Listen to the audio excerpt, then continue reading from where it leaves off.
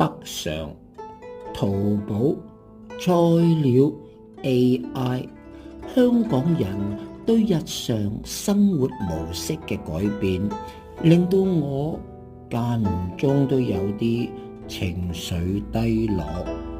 散步咯，最鍾意朝頭早一條冷喺度慢慢行，但係每次經過呢個位，遠望嗰度一定出現呢個異象。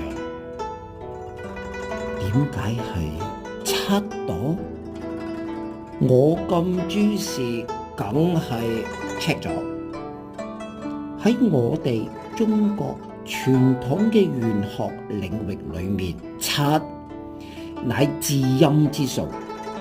譬如陰界儀式裏面嘅頭7回魂要做7次，道家學說嘅7魄歸陰，農曆全年至陰嗰日中元節，即係7月15，陰氣最盛，鬼門大開。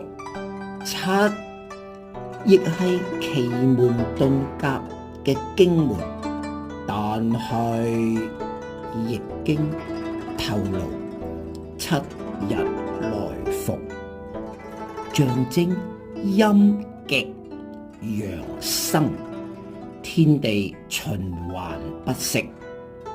只要你起心動念，藉住呢7朵白玫瑰，就可以跨越虛實，與你往生嘅摯愛陰陽糾纏，永不分。